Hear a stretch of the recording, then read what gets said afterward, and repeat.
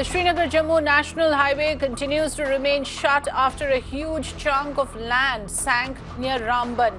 A part of the road caved in along with some buildings. Such incidents have led to frequent road blockage, leading to acute fuel shortage in the valley. While citizens suffer, the government has gone on a denial mode, trying to suggest that everything is under control. Well, so those are the pictures. You can see that entire block caving in, and it has led to the blockade of the very critical road link, the Jammu-Srinagar highway, which connects the valley to the rest of the country. So in that sense, the valley has remained cut off from the rest of the state as of now. And this has led to a lot of disruptions. Particularly, we hear that the immediate fallout has been acute shortage of fuel. This is not just like any other road communication breakdown. This is also disruption of the supply network when the Srinagar-Jammu highway has to be closed. That leads to a serious amount of problems with regards to the supplies. Let me get in a word from Mir Farid joining us with more information. Farid, we can see those pictures and it looks quite bad in terms of how the blockade has happened. Now, tell us about the disruptions, because I believe that this time the immediate fallout has been an acute fuel shortage. And what is the government response to this so far? Frida, the government from day one has been in the denial mode and nothing has changed as far as their take is concerned. But on the ground situation, really grim. I'm not really going out of Srinagar. Now, their situation obviously is like very bad, but even in Srinagar, which is the capital district, you talk of all the petrol pumps they have in fact run dry. There is absolutely no fuel. And this is not that it started today. From the last some time, it was clearly building up to this point. The national highway, as we have been reporting non-stop on the fact that has remained closed most often than not. And latest is that from the last couple of days closed because there has been land sinking.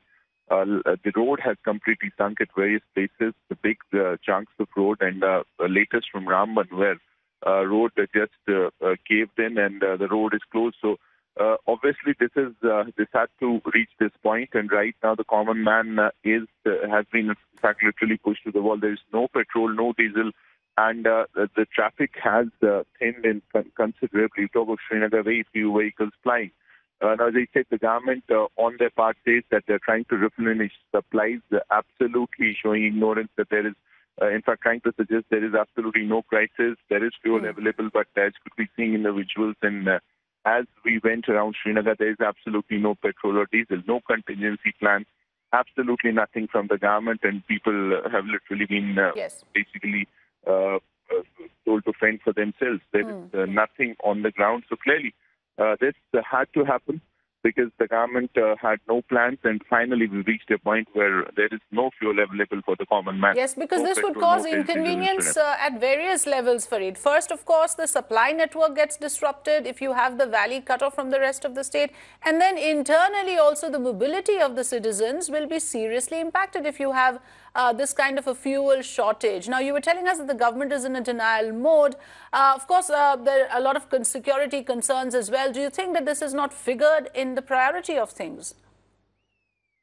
Absolutely. The priorities and there are misplaced priorities where the government is concerned. Now, the first priority should be to ensure that the citizens are not put to test. They are not, in fact, bothered in such a big manner where through the winters, I mean, it's not only for today, through the winters, you would have seen how the road has behaved. And that's all. In fact, that's the lifeline, that's the arterial road. And once this shuts, it seems the government also raises its hands. Yes. It's not trying to do anything to prevent such a situation from happening. As I said, there is no plan B. And even right now, as I said, they are in complete denial mode. They're not accepting that they were at fault. They have been caught absolutely napping. And since now, it has snowballed into a big crisis for the common man. Security concerns, you're absolutely right. That's the other part. There is literally a war build-up as far as Kashmir is concerned. The people are tense on that front as well. But as far as these basics of administration governance are concerned, they're also missing. Now, where would you see fuel shortage in today's day and age? No petrol, diesel available. And in fact, social media was also, if you check social media, you'll find people how they're talking about the bicycles really returning on the streets because they don't have any fuel. And also talking of kind of medieval means of transport just to really show the government what they have done for the people and how they have really let down the common man. Yes, Right there is now a in level winters of when it needs the most. helplessness and desperation, like you're saying, that people are now thinking of alternative means since mobility in terms of vehicles seriously restricted because of inavailability of fuel. Thanks very much, Farid, for joining us with the latest information.